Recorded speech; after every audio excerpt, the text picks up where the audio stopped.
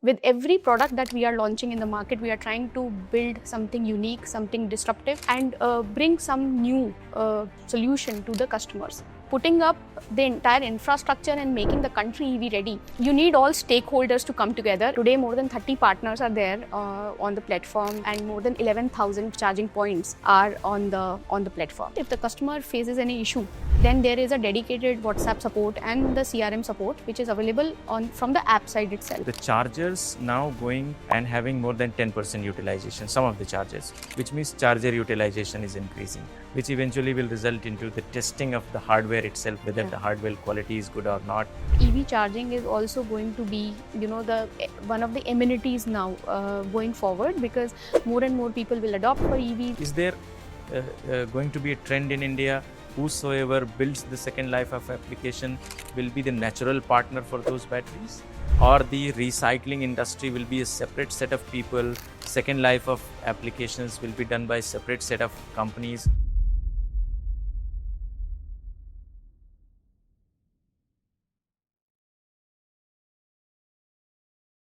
If you look at the numbers for passenger cars, in 2024, India was selling around 54,000 vehicles, which increased to 115,000 in financial year 2025. Tata Motors was capturing around 70% market share in financial year 2024, which dropped to approximately 53% in financial year 2025. At the same time, this trend indicates that there is no clear leadership as of now in electric vehicle industry. Any product, innovative product or solution or the business model has potential to solve such challenges as well as change the entire game of the market leadership. It is going to take some time when we see a very clear direction of India as electric mobility industry for passenger cars, in which direction they are moving. I am privileged to have Neha Jain from JSW Motor, who is heading EV and innovation ecosystem, to have a conversation around this topic. Welcome, Neha. Thank you so much, Pritesh, for having me. It's an honor. Thank you for joining. And as I was talking about some of the numbers, Neha, it seems that market positioning can change anytime. And if you look at the products which your company has also come up in the market, has got massive response, right? For example, the Comet or the Windsor itself. And they have changed really so many things, and market penetration has improved. And when I did my research, I identified few initiatives which your company is taking up, and probably they are really required by other industry players also to take up. I'm sure they are taking it up. But your initial comments on these initiatives or the MG's journey in general, as well as some comments about how industry is growing. Sure, Pritesh. Like you rightly said, that the electric mobility segment in India is seeing a rapid transformation, right from, I would say, products, technology, as well as customer preferences. They are evolving, over year and year, and we are seeing a very good and very positive response from the market. We launched 3 electric vehicles till now, and recently we also entered into the luxury segment. Nice. With our channel MG Select, where we launched 2 more industry first segments, which is the first electric sports car and also the first electric premium business limousine in the segment. So with every product that we are launching in the market, we are trying to build something unique, something disruptive, and bring some new solution to the customers. Now, when it comes to electric vehicles, since the segment is so new, so it also needs a support, in terms of the infrastructure. Right. And I think that has been our strategy right from the day one. When we launched our first electric vehicle, the thought was very clear that along with the product, can we also work on building a very robust EV ecosystem, which can help to bring or increase the confidence of, first of all, customers to adopt to EVs. And secondly, that can also help to build the market itself.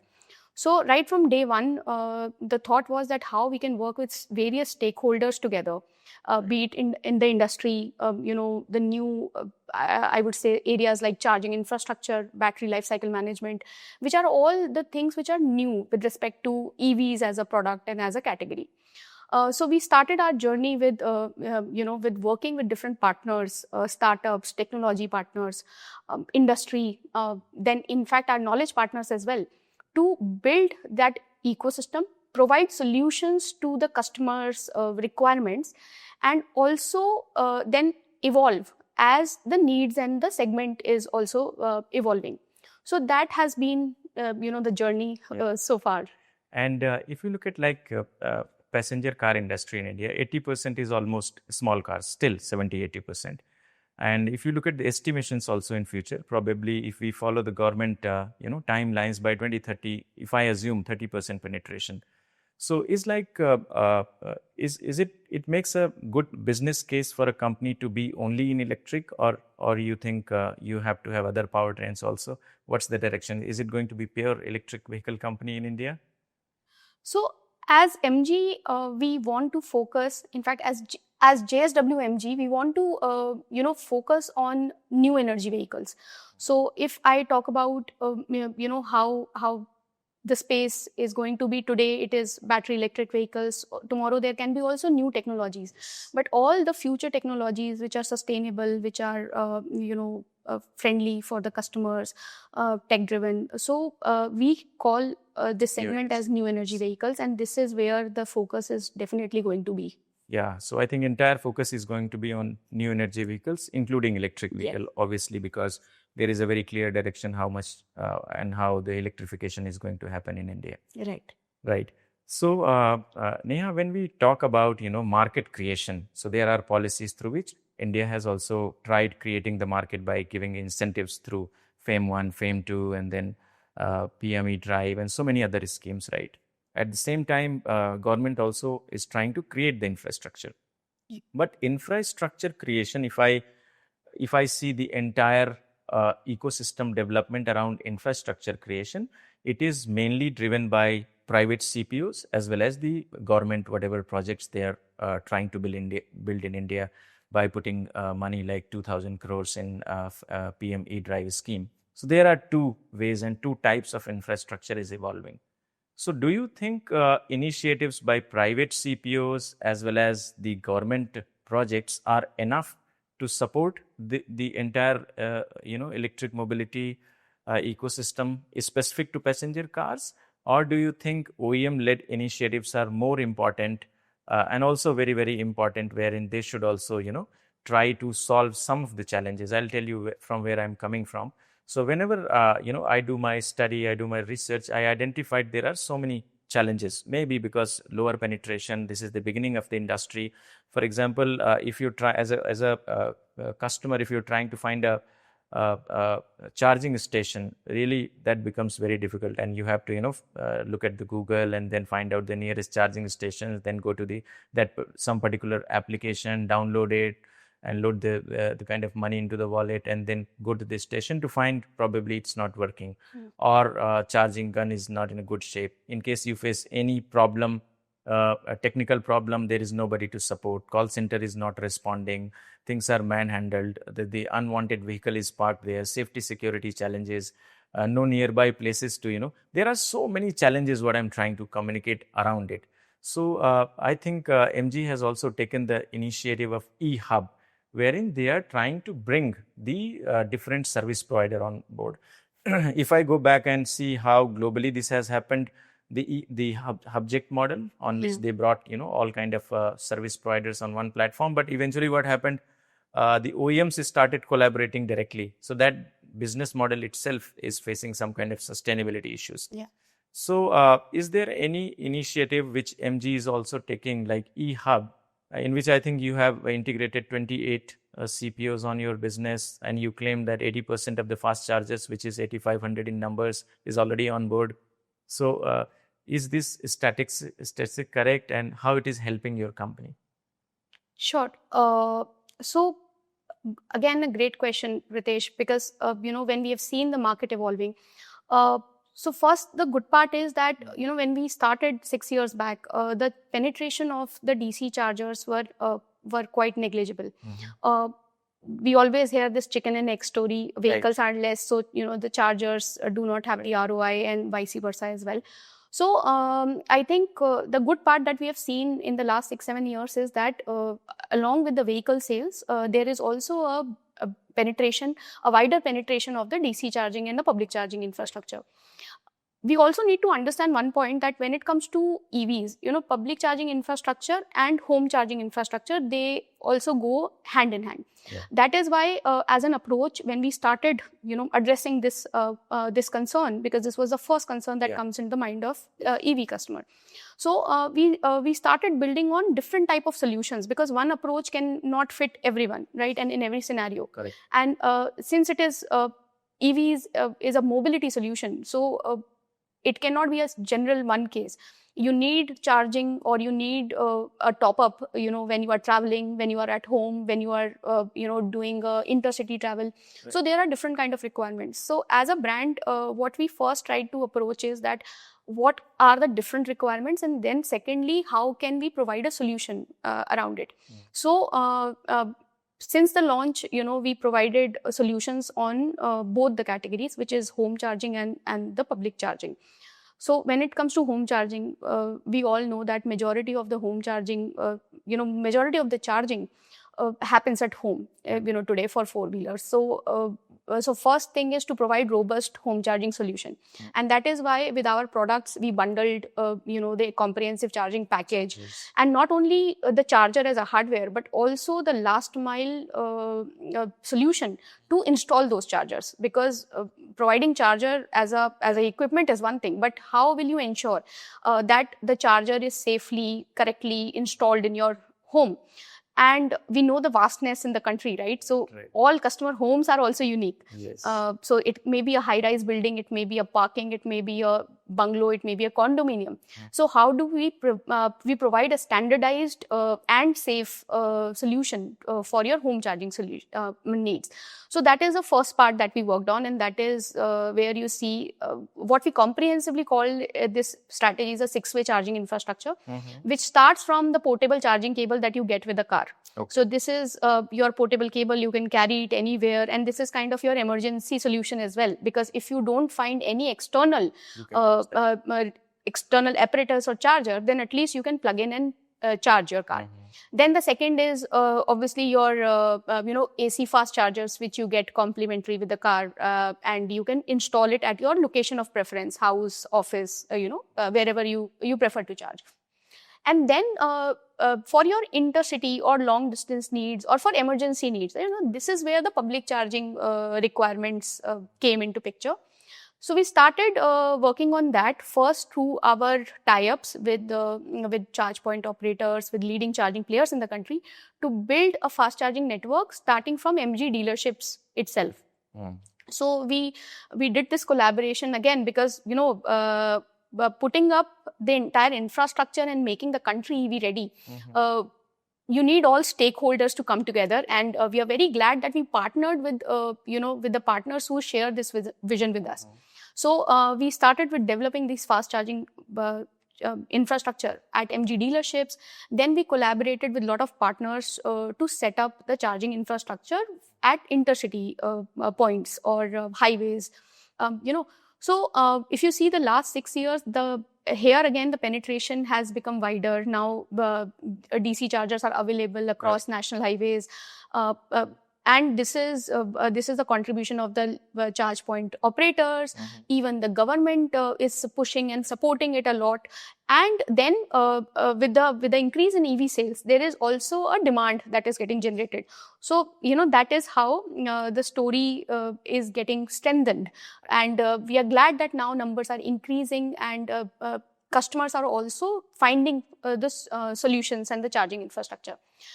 Then as the space evolved, then the next question came, how to find those chargers. Right. So again, there are so many big players. Now there are regional players also who are coming up in this space. And while everybody is putting up the charger, the concern for the customer was, how do I discover it? Right. And then if I discover it, then how do I find a reliable information? Right. So one solution to this is that obviously you download different networks, and you use or With trial and error, you find the trend, which one is yes. working, which one is not working. But I would say real-time information is still available in most of the apps, but there was a need for unified, solution where you can see the strength of the network together, and that gives you give you a boost, right? Because that helps you to see that there are so many chargers nearby you. Right. So this is where this idea of eHub was born, where we thought that as a brand, can we take this initiative and we can collaborate with partners, to come together again with a collective vision of solving this problem for the customers. And this is where then our partners also came together, and this platform was born. So the idea is that, right from the discovery to payment, how can we solve this seamlessly for the customers? And I'm really glad to share that the platform has seen a very good and a very positive response. Today, more than 30 partners are there on the platform, and more than 11,000 charging points are on the platform. And all of them are fast chargers? So they are mix of fast, super fast, and type 2 chargers as well. And again, because it was an ecosystem enabler, this is something that any EV user can simply download and use. Anyone, right? It's not like particularly only for your vehicles.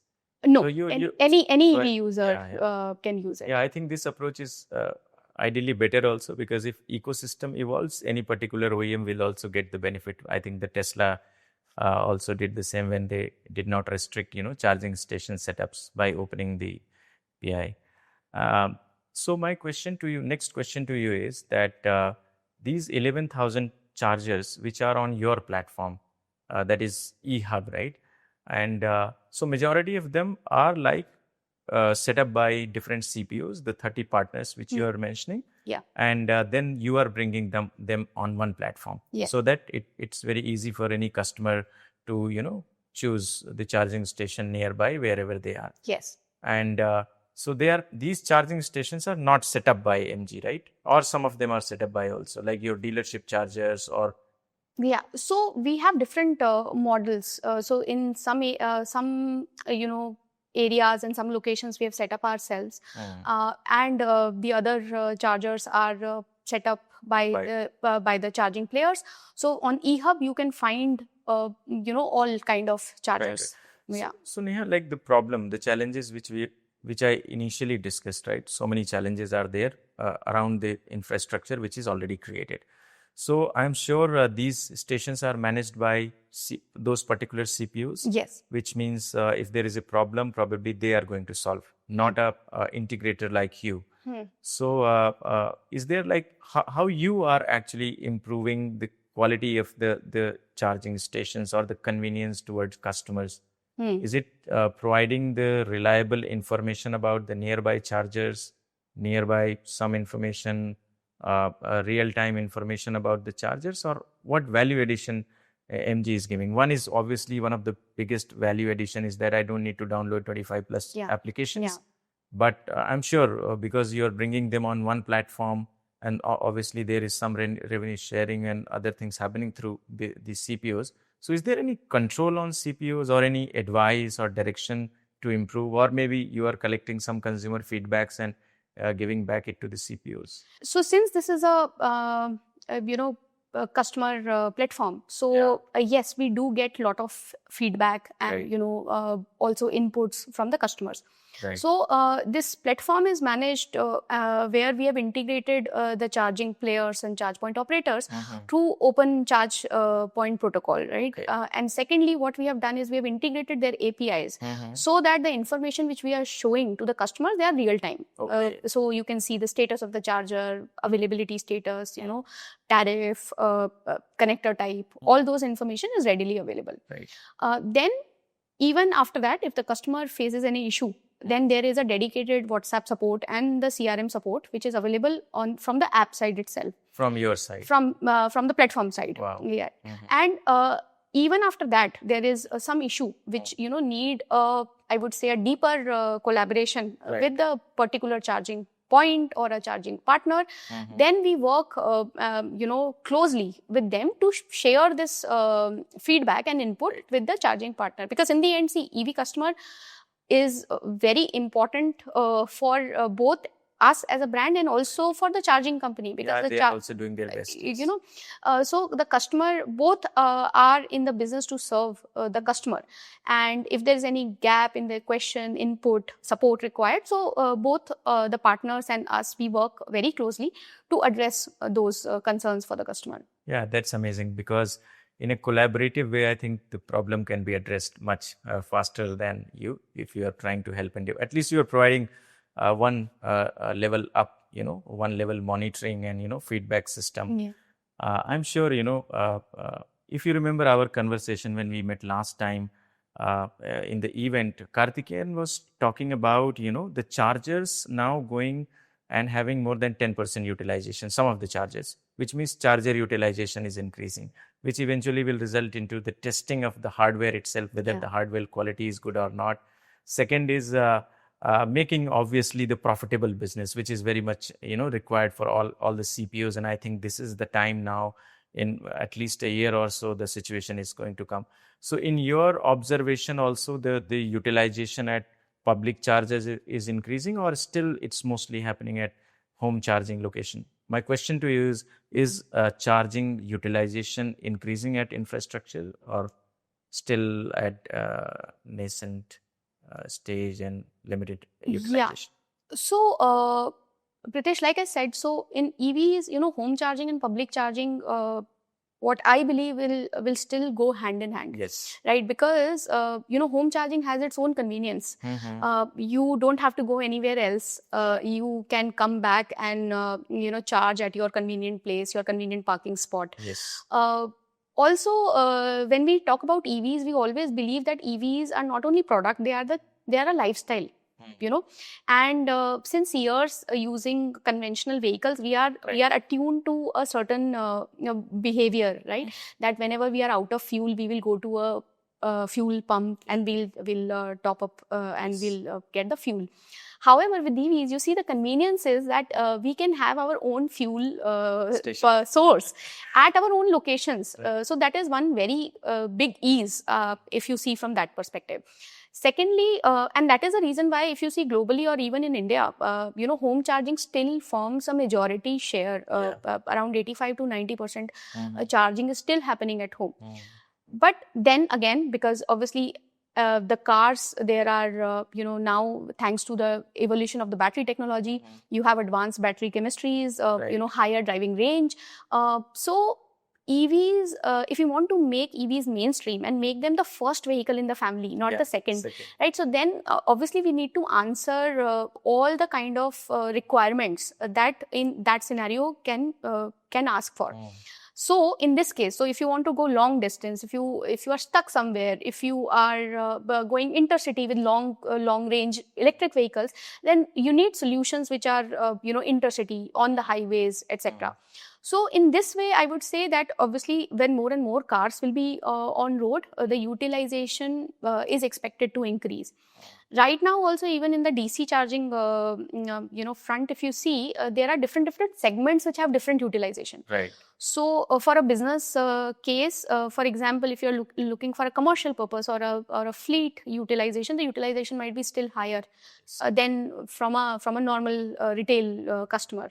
So likewise in the DC charging segment, also different segments have different kind of utilization today. Neha, we were talking about that unified platform which has potential to solve so much challenge, and I think that's working out also very well. In addition to that, do you think any automotive OEM in India in electric vehicles should also think of addressing the problem in terms of the setting up of the charging infrastructure also? For example, it can be public chargers, I think, which you have also set up at your dealerships or some other locations, which is again integrated with the platform. But there is also a challenge in terms of, going to the societies and for example, if any private CPO is trying to set up the charging stations there are several reservations from the RWAs also, because safety, security challenges, unwanted people visiting the society in case you make it public charging infrastructure. So I was just going through your initiative of 1,000 charging stations uh, within 1,000 days, right? And online it claims that 500 chargers are already installed.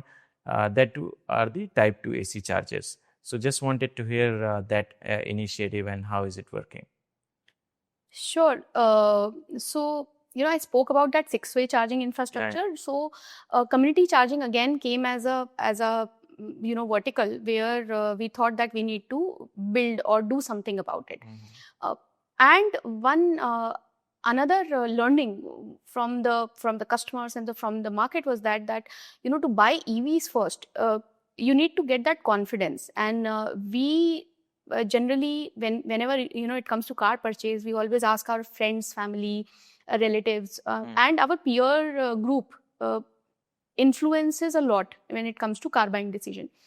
Now, secondly, when it is a new category, then you have more questions, and charging infra again was always a question. So, how to build that visibility? And while there are public chargers, they might not be near you. So the concept of this initiative originally was that can we bring the visibility of the chargers near to the customer? Because once you'll start seeing a charger near you, then you will say that okay, now I can consider electric vehicle as my next purchase or new car. So this is where then we thought that let's start working on community charging, where at your doorstep, at your society itself, we can build the charging infrastructure through these small steps. So again, like every stakeholder has to play a role. So while other stakeholders are helping to build the charging infrastructure, what can we do from our side? So this is where this initiative was born. So in this under this project, we started collaborating with local societies, RWAs, and started explaining them first of all that why should you opt for it, because as the EV will evolve, the segment will evolve. Today, if you see reports also, less than 5% of the gated communities in India have EV chargers, right? But today, when we go for any society or any location, we always look at hygiene and amenities. Right. So I strongly believe that EV charging is also going to be, the one of the amenities now going forward, because more and more people will adopt for EVs and they will ask for this amenity within their society and location. So, and the good part is there are a lot of guidelines and there are a lot of policies also which are in pipeline to ease the installations of chargers in the communities. So under MG Charge, we took this initiative and we started approaching locations. This is across India.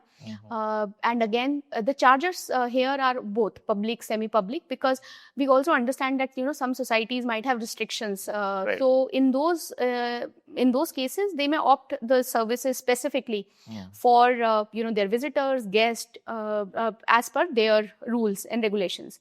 Also, this again focus on giving a very customized solution, because depending upon the size of the society, depending upon the car park, depending upon the number of flats, etc. So that solution we provide in a very customized way. Secondly, chargers can be connected, non-connected.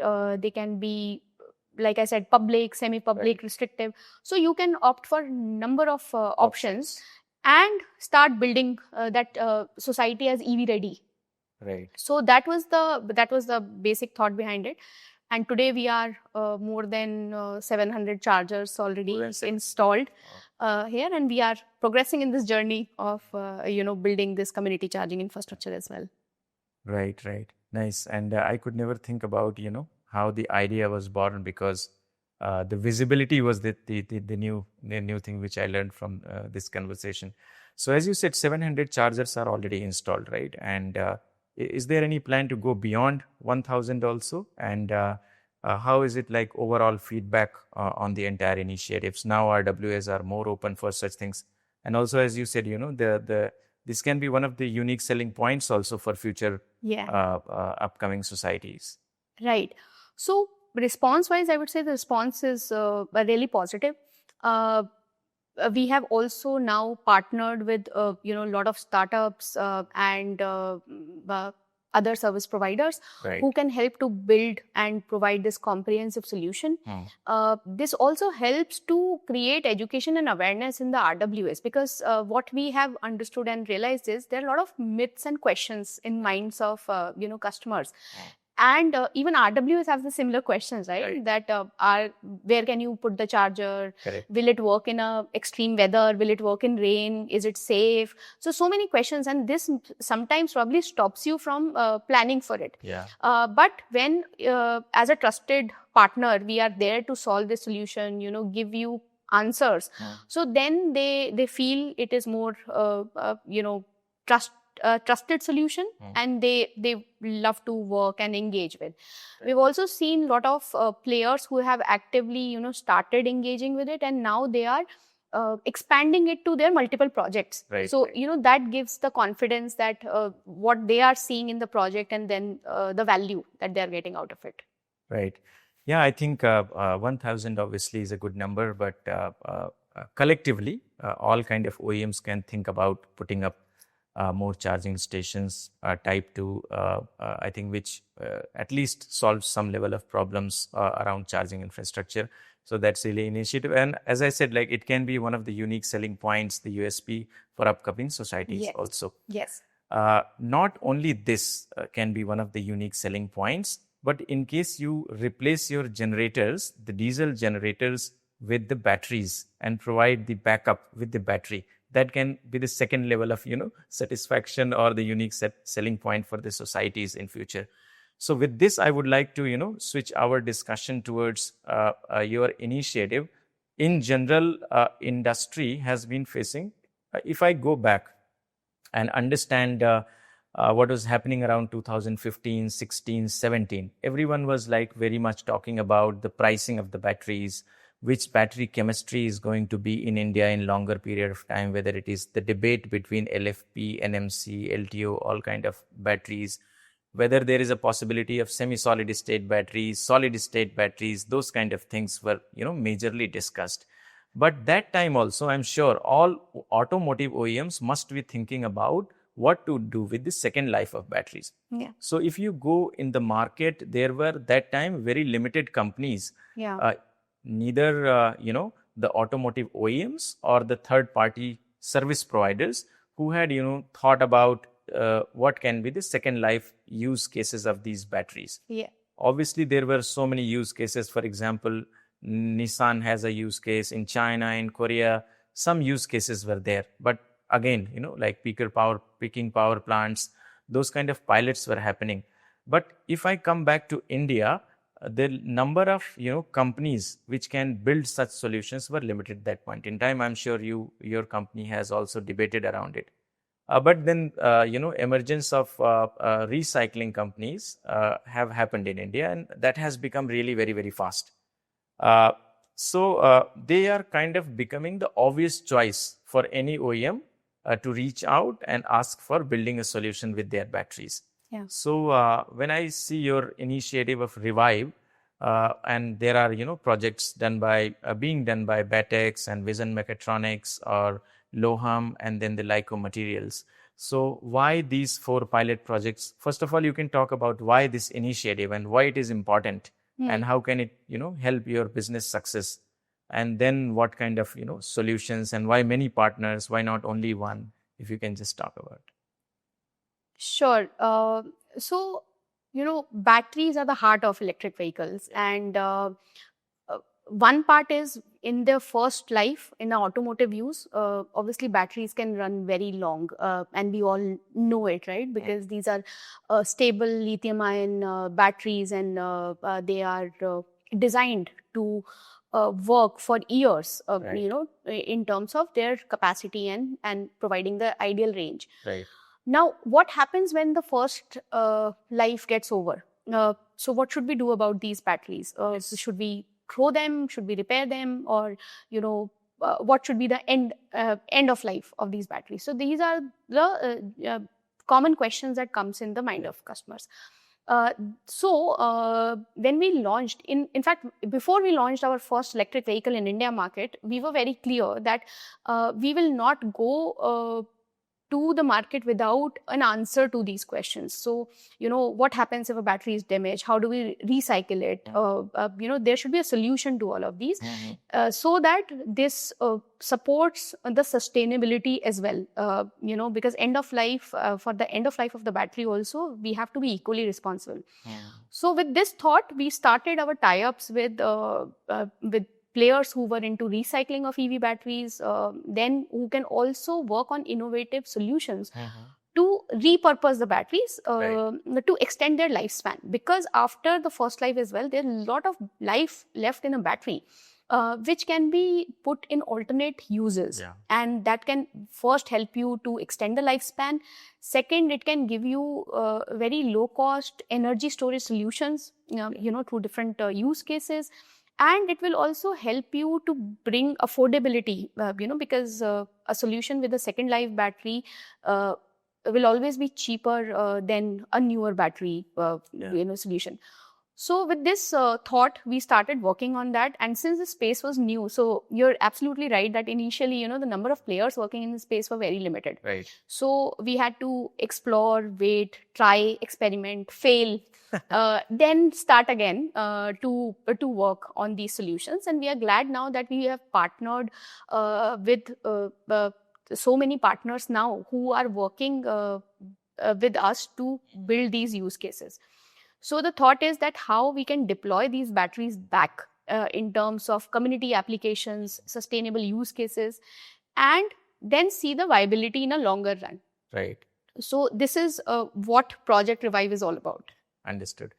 And what kind of applications are emerging, and how you're feeding the batteries to these solution providers? Because the battery warranty is, I think, 8 years with 150,000 kilometers warranty, which means they are not coming as a mainstream supply source.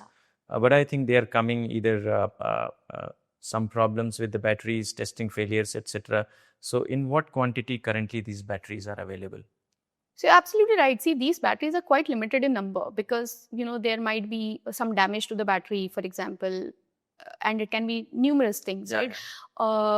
There can be a transit damage. There can be a use case where damage due to any accident, etc. So there can be different, sources for this, but the quantity is very limited.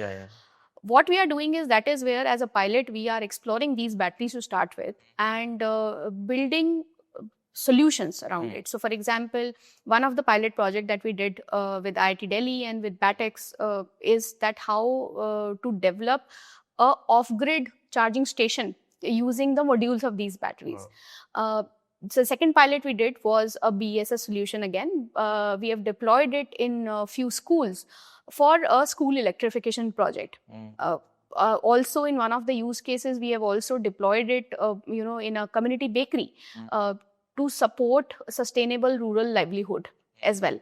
So these are few use cases that we are deploying, and we are working with more partners as well, and new partners.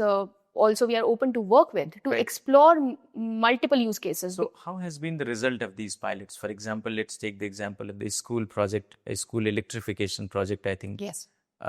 Is it like a successful use case which can be scaled up when we have enough number of batteries? Or you are again, these batteries has to go in different applications, not only few particular applications in future? So, I'm really glad to share that we started this project last year. We announced this project last year, especially for the school electrification. And currently, already 1 year has passed, and we have got very good learnings from this project. This is already ongoing, and with the seasonality, weather conditions, usage, there are a lot of learnings and insights which are coming from this project, and similarly with other projects as well. So here the thought is that because the space has huge potential, especially India working very focusedly on renewable energy, increasing renewable energy mix, then the need for energy storage applications, and then now EVs also can contribute to this, and it can help to build the circular economy in a very positive way, because after expanding these lives into second life or third life of a battery, then you can recycle the battery as well, and then that helps to close the loop. Right. So is it like, for example, the projects which you are doing with Batex? Let's take that example. I'm sure you are not doing this school project with Batex. I had stories around this project in one of my previous episodes. So let's say Batex is doing this pilot project with you, and this use case becomes very, very successful. Yeah. Then ideally, that company should be doing the recycling. I will give you the background why I am asking this question. In last episode, I was talking to Batex co-founders, and they told me that, very interesting fact that the critical material, whatever is there in the battery, has, life for forever. Yes. So it's not going to disappear if you are able to recycle them effectively. Yes. And you can recover, 99.9% of the critical materials, particular of them, like lithium, cobalt, nickel, all of them. So, which means if you do effective second life of application, so you are anyway increasing the life of battery from, let's say, 8 years plus at least 3-4 years, and then effectively recycling. Until that time, I think recycling industry will also be in a situation that they can recycle effectively, and not only up to the black mass but from the black mass to critical materials. So just I'm trying to ask, is there going to be a trend in India? Whosoever builds the second life of application will be the natural partner for those batteries, or the recycling industry will be a separate set of people. Second life of applications will be done by separate set of companies. Some direction is clear, or we need to really wait for some time? See, I think right now both of these capabilities, they can go hand in hand, right? And we are seeing that in most of the cases as well, because when as a tech partner, you are evaluating the health of the battery, and then you are deploying it in another use case. I think the strategy can be varied company to company, but what I am seeing today, a lot of companies are doing both successfully. So I think as long as a business vision and as a business expertise, it fits. So both of these can also go hand in hand as well. Okay. And one of my favorite question about pricing, I don't want you to give me some quantitative numbers, but just your opinion about it. So, if I remember one of the use cases long back in 2014-15, there was a company set up in Germany, and they said that they are going to, come up with the second life solutions. And very next year, they had to close the operations because battery prices were falling, down by, let's say, more than 100%. Now we are in a stage wherein prices are different. Let's say $70 or $80. But till the time it goes for second life of applications, the battery prices may fall down to, let's say, much lesser than what is the current level. So does that business model make sense? For example, you are buying when you will be selling the batteries, the prices are going to be much lower than what you are paying as of now. So does that make sense for a company which is into the second life application solution building, because they can probably buy new batteries for that application?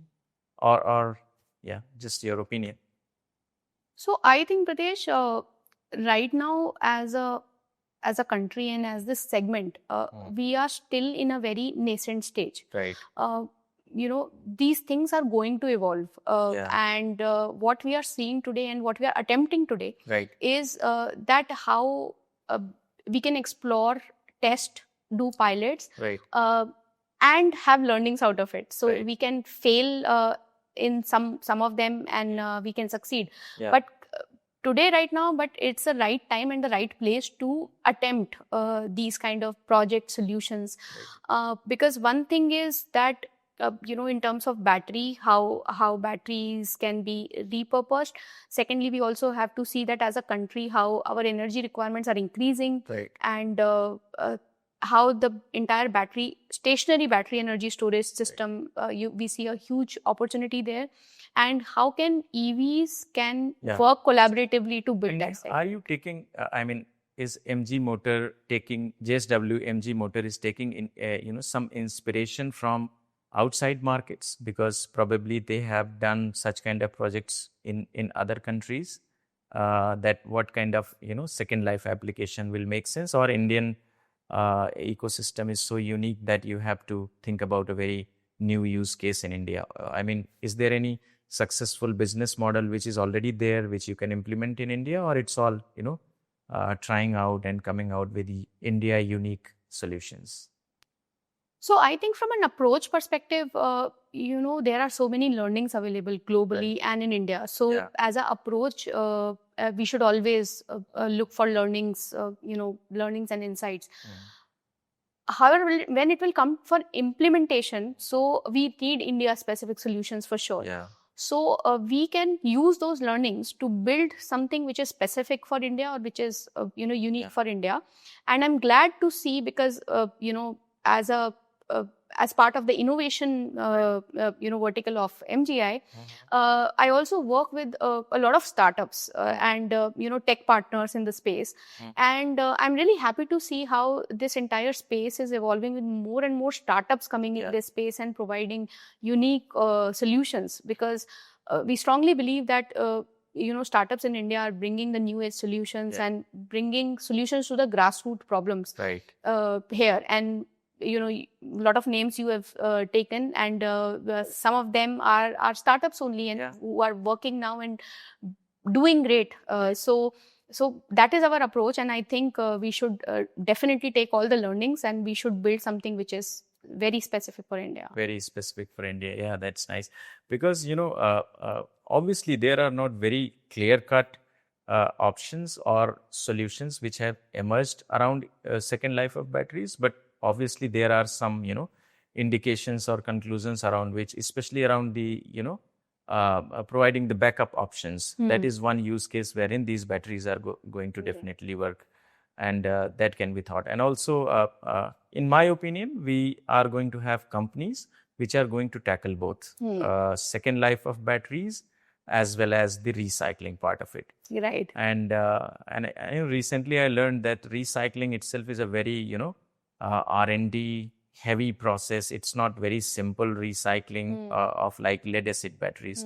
So in the recycling of lithium ion batteries, you need to be very technically sound, keep working on your processes continuously, so that you come up with effective recycling, because the kind of black mass you are going to come with you is going to be very different nature of every time. So Neha, till now we have discussed initiatives around charging infrastructure setup, building the charging ecosystem entire on one platform, which is really very, very important.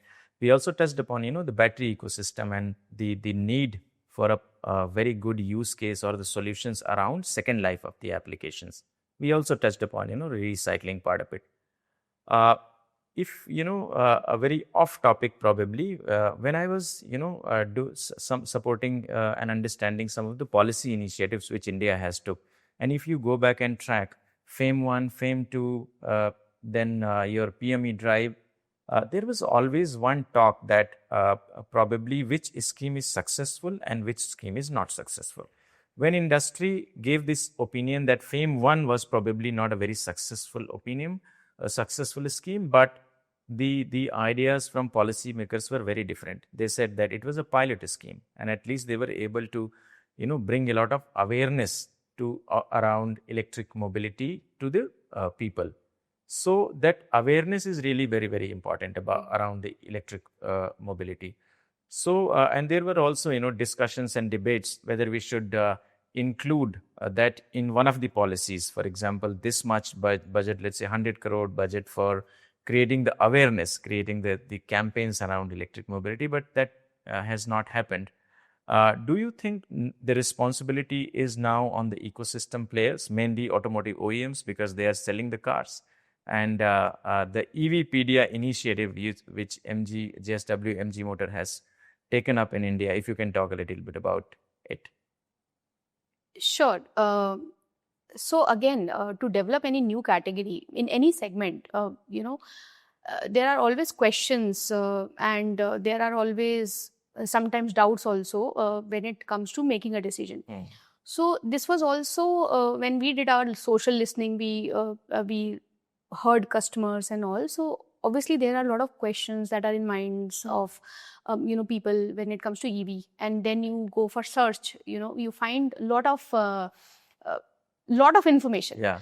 So Which while one to believe is becomes very, very difficult task. Exactly, because in the world of internet today there are so many sources of information as well. Right. So we thought that again, as a catalyst or as an enabler for this category, can we start and at least providing the right kind of information to anyone who's seeking it. Okay, and this is where the concept of EVpedia was born, which is basically got curated as a dedicated EV education platform where as a product people can understand what EVs are, what their architecture is.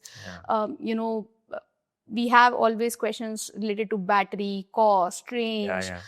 So these were the key pillars we thought that we will talk about. Obviously, with product, we keep on also sharing product level information through a lot of campaigns and sources. But apart from that, on the general aspect of electric vehicle as a segment, as a product, how can we share that information? And this is where then we thought that again this platform was meant for all directly accessible, and the intent was that with right kind of content, maybe multiple formats of content as well, be it videos, be it FAQs, or simple articles, blogs.